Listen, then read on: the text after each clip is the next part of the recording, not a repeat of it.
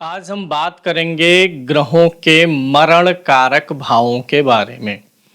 हर ग्रह जो है, नौ ग्रह आपके कुछ भावों में इनके रिजल्ट अपने आप बूस्ट हो जाते हैं, एक्सीलेंट होने लग जाते हैं।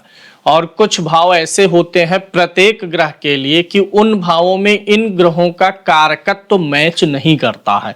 तो सबसे पहले आपके मन में ये प्रश्न आएगा कि ये मरण कारक क्या है, तो पहले मैं इसे बता देता हूं। देखिए कि कुंडली का हर भाव, 12 भाव हैं, हर भाव किसी ना किसी चीज को रिप्रेजेंट करता है, हर भाव के कुछ ना कुछ कारकत्व हैं और ग्रहों के भी कुछ ना कुछ कारकत्व हैं, ग्रह भी कुछ ना कुछ रिप्रेजेंट करता है। तो जब ग्रह का कारकत्व और भाव का कारकत्व दोनों मैच होने लग जाता है तो वहां पर ग्रहों का रिजल्ट बूस्ट हो जाता है, अच्छा हो जाता है, वह ग्रह जीवन कारक हो जाता है। वहीं जब भाव का कारकत्व और किसी ग्रह का कारकत्व दोनों मैच नहीं करता, दोनों अपोजिट डायरेक्शन में चलते हैं, ग्रह किसी और चीज का प्रतिनिधित्व कर रहा है, ग्रह कुछ और चाहता है, भाव कुछ और चाहता है, तो उन भावों में ग्रहों के पड़ जाने से हम बोलते हैं कि ग्रह मरण कारक भाव में पड़ गया है। तो इसी के बारे में आज हम पूर्ण रूप से सीखेंगे आज के वीडियो में। अगर आप अपनी कुंडली का परामर्श चाहते हैं, अपने प्रश्नों के उत्तर चाहते हैं, समस्याओं का समाधान चाहते हैं, खराब ग्रह दशाओं के उपाय जानना चाहते हैं, कुंडली मिलान करवाना चाहते हैं या किसी शुभ मुहूर्त के बारे में जानकारी लेना चाहते हैं, तो आप हमारे नंबर पर हमें कॉल कर सकते हैं या व्हाट्सएप मैसेज कर सकते हैं। सबसे पहले हम बात करेंगे सूर्य की। सूर्य नारायण किस भाव में ये मरण कारक हो जाते हैं और क्यों, यानी कि यहां पर आपको रिजल्ट यह समझना है कि अगर सूर्य आपका कुंडली के इस भाव में है तो सूर्य के कारकत्व के नाते भाव का फल बिगड़ जाएगा। 12वां भाव होता है व्यय का, 12वां भाव होता है जो चीजें हम अपने आप से छोड़ते हैं, जिनका हम त्याग करते हैं। 12वां भाव वो है जो चीजें हमसे दूर होती हैं या जिन चीजों से हम दूर होते हैं, यानी अंत का है, खत्म होने का है, किसी भी चीज का इम्पटी होना, यानी व्यय हो जाना किसी भी चीज का। सूर्य किस चीज का कारक है? सूर्य जीवन का कारक है। सूर्य को ही तो आत्मा कहा गया है और सूर्य के ही कारण से इस पृथ्वी पर जीवन है। तो सूर्य जीवन कारक है, सूर्य आत्म कारक है। इस पृथ्वी पर, इस सोलर सिस्टम में ही सूर्य ही ऐसा ग्रह है जो ऊर्जा का स्रोत है। सूर्य ही सबसे ज्यादा प्रकाशित ग्रह है, सबसे ऊर्जावान ग्रह है और हर ग्रह अपने सोलर सिस्टम में सूर्य की ऊर्जा से ही संचालित हो रहा है, सूर्य की ग्रेविटेशनल फोर्स से ही संचालित हो रहा है। तो जैसे सौरमंडल में सूर्य का गुरुत्वाकर्षण काम करता है चीजों को बांधे रखने में, पूरे हर ग्रहों को कंट्रोल करने में, वैसे ही हमारी कुंडली में भी सूर्य पूरे ग्रहों को कंट्रोल करता है, पूरी कुंडली को कंट्रोल करता है और हमारी जीवन ऊर्जा को कंट्रोल करता है। तो सूर्य जो कि जीवन शक्ति का कारक है, जो कि अनुशासन का कारक है, जो कि कंट्रोल करना चाहता है, अगर वह व्यय भाव में जाएगा तो व्यय भाव क्या चाहता है कि यहाँ पर जो भी आएगा इस भाव में या जो भी ग्रह इस भाव का स्वामी होगा वह व्यय का कारकत्व लेकर के चलेगा। और सूर्य क्या है? जीवन शक्ति है। तो जब जीवन शक्ति का ग्रह 12वें भाव में जाएगा, सूर्य 12वें भाव में जाएगा तो व्यक्ति के जीवन शक्ति का ह्रास होने लगता है, व्यक्ति की जीवन शक्ति का व्यय हो जाता है। व्यय हो जाने का मतलब वह व्यक्ति अपनी पूरी एनर्जी को, अपने पूरे कॉन्फिडेंस को, आत्मविश्वास को, नेतृत्वशीलता को, अपने जो है अनुशासन को, डिसिप्लिन को अपनी लाइफ में अपने द्वारा नियंत्रित किए जाने वाले लोगों पर पूरी एनर्जी नहीं लगा पाता है। और वैसे भी व्यक्ति की जीवन ऊर्जा जो है, जीवन शक्ति जो है, आत्मबल जो है, आत्मशक्ति जो है, वह भी सूर्य के 12वें भाव में जाने से व्यय होने लग जाती है। तो इसीलिए सूर्य का कारकत्व इस भाव में जो चाहता है, सूर्य जीवन शक्ति देना चाहता है लेकिन 12वां भाव उसे व्यय करा देता है। तो सूर्य के लिए मरण कारक भाव क्या हो जाएगा? 12वां भाव हो जाएगा। इस भाव में सूर्य अगर आपका है तो वह नैसर्गिक रूप से अब उसमें कुछ कमी अपने आप ही आ जाएगी उसके बल में। दूसरा ग्रह होता है हमारा चंद्रमा। चंद्रमा किस चीज का ग्रह है? मन का कारक ग्रह है, इमोशन है, भावनाएं हैं। जो हम प्रसन्न होते हैं, जो हम खुश रहते हैं, जो हम दुखी होते हैं, इन सब चीजों का कारण क्या है? हमारे थॉट्स हैं, हमारा माइंड है, हमारा विचार है, और चंद्रमा इन्हीं चीजों को रिप्रेजेंट करता है। अष्टम भाव किस चीज का है? गहराई का है। अष्टम भाव ऐसा आप जान लीजिए कि जैसे ये गड्ढा खुदा हुआ है, गहरा स्थान है, या कोई ऐसा स्थान है जो बड़ा रहस्यमयी है, जैसे लोगों को कारागार में डाल दिया गया, वो बंध गए। तो अष्टम भाव बांधने का है, सीमित दायरे का है। अष्टम भाव में सबसे कम प्रकाश पहुंच पाता है। तो चंद्रमा क्या हो गया? हमारा मन हो गया, हमारी भावनाएं हो गई, हमारा इमोशन हो गया, जिसके माध्यम से हम खुश रह पाते हैं या दुखी महसूस करते हैं, अपने माइंड को, अपने इमोशन को कंट्रोल करते हैं। तो अगर चंद्रमा अष्टम भाव में चला जाता है तो व्यक्ति के इमोशन जो है वो फ्रीडम नहीं पाते हैं। चंद्रमा मन है और आठवां स्थान क्या है? गहराई है, गड्ढा है। अब अगर आठवें का चंद्रमा है तो व्यक्ति किसी भी चीज के सोच में जाएगा तो बड़ी गहराई में उतर जाएगा, बहुत अंदर चला जाएगा, इतना सोचने लग जाएगा कि उस कारण से उसके जीवन का एक जो उमंग है, जो प्रसन्नता वाली भावनाएं हैं, वो कमजोर पड़ जाती हैं। अष्टम भाव ये नहीं चाहता है कि यहाँ पर जो बैठे वो फ्री रहे। अष्टम भाव चीजों को बांधता है, किसी चीज में उलझेंगे तो उसी चीज की गहराई में लेकर के चला जाएगा। यानी मन जो है वह बहुत अधिक अंतर्मुखी होने लगेगा। अंतर्मुखी हो जाता है जब व्यक्ति बहुत अधिक बाहरी दुनिया से कटता है, बाहरी दुनिया में इंटरेस्ट कम लेता है, तो उसे जीवन का एंजॉयमेंट नहीं मिल पाता, वह तनाव में होता है, चिंता में होता है। तो अष्टम भाव में चंद्रमा मरण कारक हो जाता है। बात कर लेते हैं अगले ग्रह मंगल की। मंगल महाराज क्या चाहते हैं? मंगल महाराज चाहते हैं युद्ध, लड़ाई और झगड़ा, पराक्रम के ग्रह हैं। लेकिन कहाँ चाहते हैं? अपने परिवार में नहीं झगड़ा करते हैं। तो मंगल महाराज जो हैं ये पराक्रम के ग्रह हो गए, युद्ध के ग्रह हैं, वीरता के ग्रह हैं। और वैसे भी ये जो पराक्रम है, वीरता है, मंगल जो है वीरवान ग्रह है, वह ब्रह्मचर्य का पालन भी करता है। इसीलिए जो सातवें भाव में मंगल जाता है तो यह मरण कारक हो जाता है। सातवां भाव किस चीज का है? पहली चीज तो मंगल युद्ध का देवता है, लड़ाई झगड़े का है, तो सातवां भाव दाम्पत्य जीवन है, दाम्पत्य जीवन में लड़ाई झगड़ा देगा। दूसरा, मंगल ने अपने आप को बली बनाए रखने के लिए, बलिष्ठ बनाए रखने के लिए उसने ब्रह्मचर्य का पालन किया है। और सातवां भाव किस चीज का होता है? काम सुख का होता है, रोमांस का होता है, लव का होता है। जो हमारे विपरीत लिंगी साथी होते हैं, अपोजिट सेक्स वाले जो हमारे पार्टनर होते हैं, उसका भाव है। तो मंगल जब यहाँ जाएगा, सेक्स वाले भाव में जाएगा, मंगल सहवास वाले भाव में जाएगा, जहाँ पे हमें काम सुख की जरूरत पड़ जाती है, तो मंगल यहाँ पर अपने कारकत्व को मैच नहीं करा पाता, उसका ब्रह्मचर्य ज्यादा भंग होने लग जाता है। दूसरी चीज, लड़ाई झगड़ा का भी योग बन जाता है, हमारे निजी लाइफ में, हमारी पर्सनल लाइफ में, हमारी लव लाइफ को बिगाड़ने का भी काम ये कर देता है। इसीलिए मंगल सातवें भाव में मरण कारक हो जाता है, क्योंकि सातवें भाव की डिमांडिंग और मंगल के कारकत्व की डिमांडिंग मैच नहीं हो पाती है। अब बात कर लेते हैं बुध की। बुध के केस में दो चीजें होंगी, एक भाव है चौथा, एक भाव है सातवां। चतुर्थ भाव में तो बुध फुल मरण कारक होता है। मरण कारक मतलब आप यह ना समझिएगा कि वह ग्रह फल नहीं देगा, यहां पर ग्रह मर जाएगा ऐसा नहीं है। आप ऐसा समझ लीजिए, हम और आप ही अपने आप को रख ले कि हमारा जो नेचर है, हमारा जो स्वभाव है, अगर हमें अपने नेचर स्वभाव के विपरीत किसी स्थान पर रहना पड़ेगा तो हम क्या करेंगे? तब वहां पर हम अनिच्छा पूर्वक रहेंगे, कामों में हमारा मन नहीं लगेगा, बेचैनी बने रहेगी और हमें तकलीफ भी होगी। जैसे मान लीजिए कोई साधु संत आदमी है और उसको सिनेमा हॉल में बैठा दिया गया, रंग बिरंगी पिक्चर चल रही है, तो अगर वह साधु संत है तो उसका वहां मन नहीं लगेगा। और एक अगर जो है व्यक्ति को इच्छा है संगीत सुनने की, भोग करने की, और उसे सत्संग में बैठा देंगे तब मन नहीं लगेगा। तो ऐसे ही हमें इन ग्रहों के मरण कारक भाव में के बारे में समझना, मतलब ग्रह की वहां पर मानसिकता ही दुखी हो जाती है। चौथा भाव किस चीज का है? चौथा भाव हमारे परिवार का है।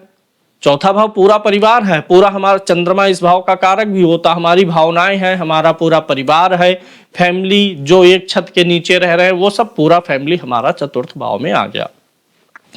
बुध किस चीज का ग्रह है? व्यापार का। बुध की एक देखिए, चंद्रमा और बुध दोनों इमोशन है। चंद्रमा का जो इमोशन है वो मन का इमोशन है। चंद्रमा की भावनाएं, दोनों वैश्य ग्रह है, चंद्रमा भी वैश्य है, बुध भी वैश्य ग्रह है, लेकिन चंद्रमा जो वैश्य ग्रह है ये जो डील करता है, वैश्य मतलब डीलिंग करना, वैश्य समुदाय डीलिंग करता, व्यापार करेगा, तो चंद्रमा जो डील करता है वो इमोशनली डील करेगा, और बुध जो डील करता है वो इमोशनली नहीं डील करता, वह तर्क पे डील करता। बुध तर्क का कारक ग्रह है, प्रॉफिट एंड लॉस देखता है। तो चौथा भाव आपके परिवार का हो गया, फैमिली लाइफ हो गई आपकी, और बुध क्या करेगा, तर्क उत्पन्न करेगा, तर्क का कारक ग्रह है। बुध हमेशा प्रॉफिट एंड लॉस पे चलने वाला ग्रह है, एनालिसिस करेगा। ये बताइए, अगर व्यक्ति अपने परिवार में तर्क करने लग जाएगा और प्रॉफिट एंड लॉस देखने लग जाएगा तो परिवार क्या हो जाएगा, बिखर जाएगा। परिवार में संतोष चलता है। आपने किसी के ऊपर 100 रुपए खर्च कर दिए तो आपको लगा कि इनके ऊपर हमने 100 रुपए खर्च कर दिए, ये हमारे ऊपर नहीं खर्चा किए। भाई, 2 भाई हैं, एक भाई ने उसको उसके जन्मदिन पर, एनिवर्सरी पर मान लीजिए 1000 रुपए का कोई गिफ्ट दिया।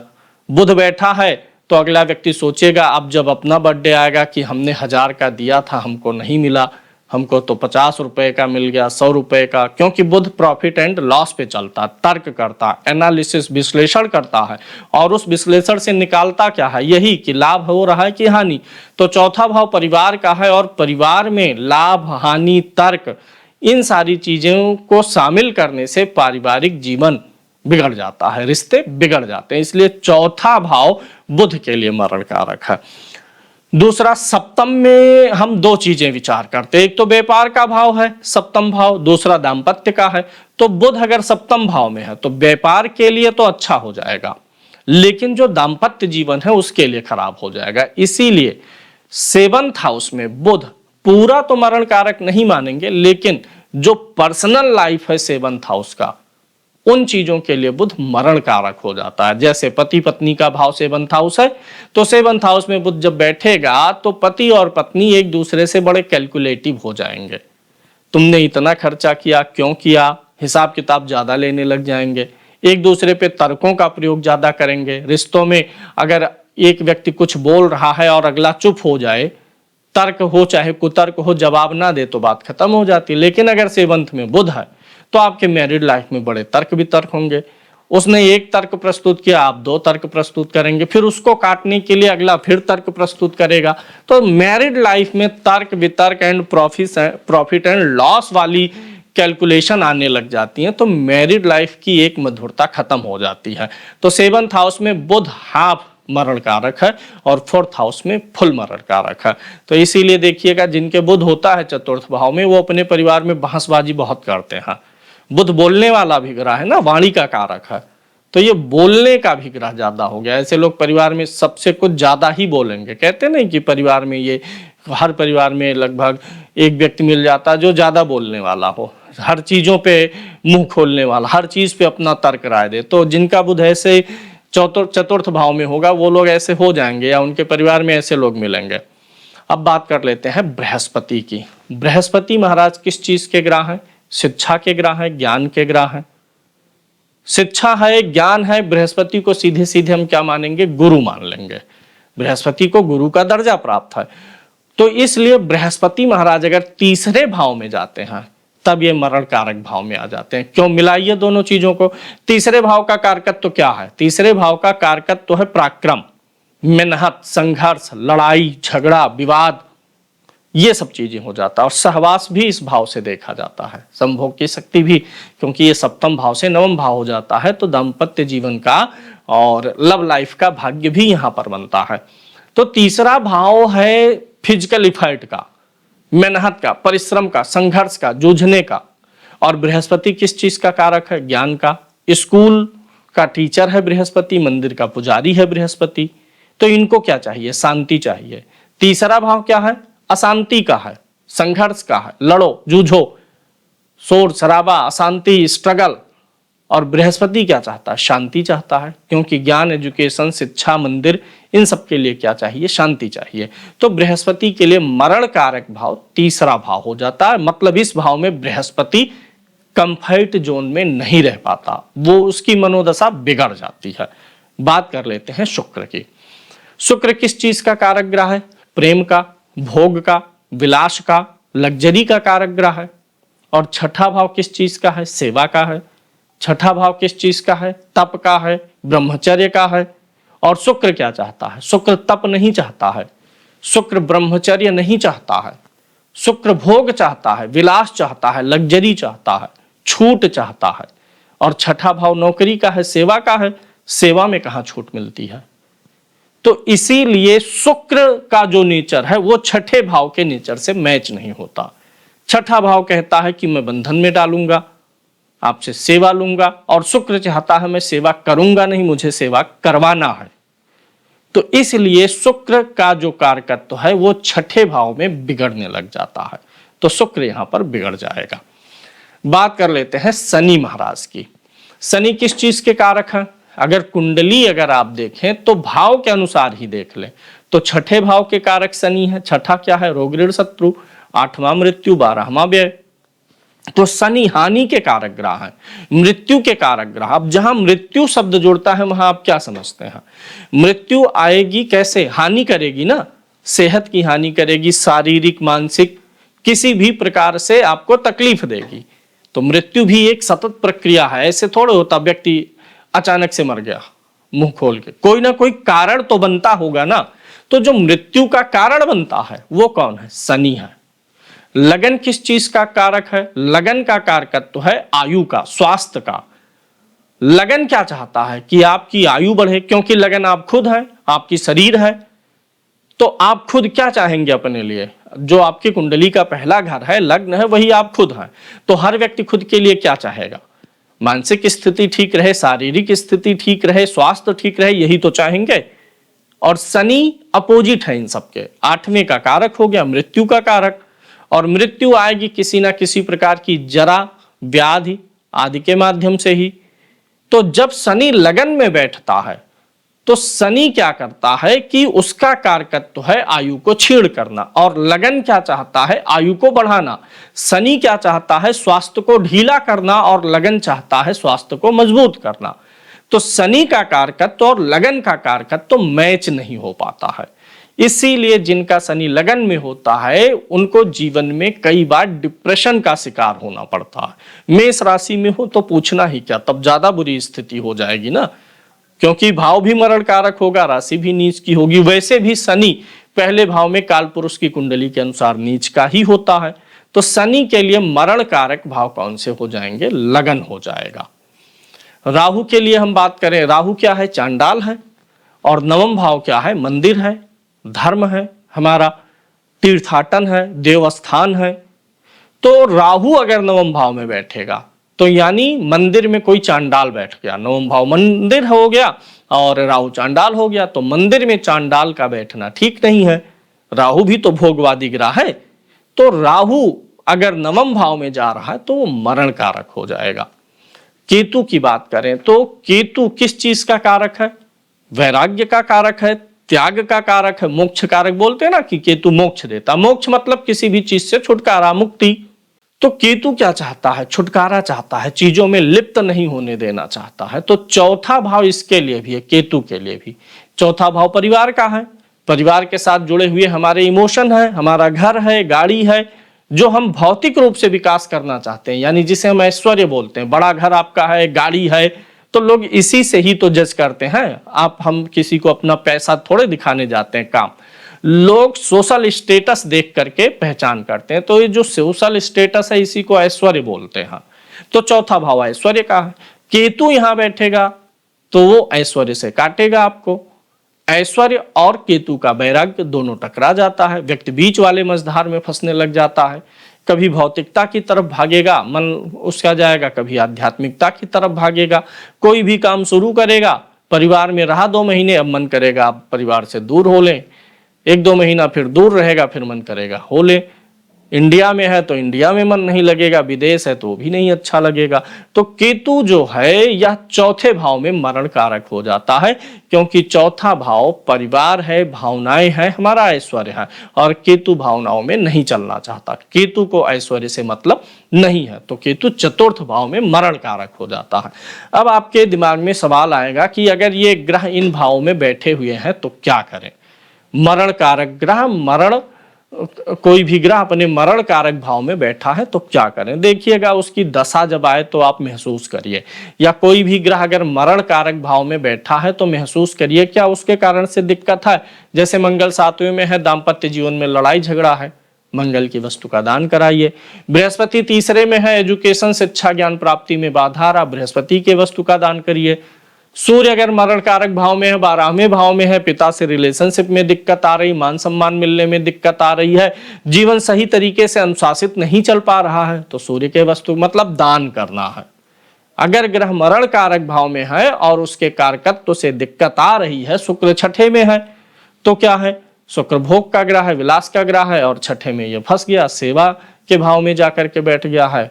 तो अगर आपके जीवन में दाम्पत्य सुख का अभाव हो रहा है, लव लाइफ नहीं अच्छी चल रही है, क्या करना है, दान करना है उस ग्रह की वस्तु का। दूसरा उपाय कर सकते हैं, उस ग्रह के मंत्रों का जाप करिए, हवन करिए। तो इस दो उपाय से चीजें सही हो जाएंगी। तो उम्मीद है ग्रहों के मरण कारक भावों के बारे में कुछ आइडिया मिला होगा। आगे हम आपको अगले वीडियो में ग्रहों के जीवन कारक भावों के बारे में भी बताएंगे। अगर आपको कुंडली विश्लेषण करवाना है, परामर्श लेना है, तो आप हमारे नंबर पर संपर्क कर सकते हैं। धन्यवाद।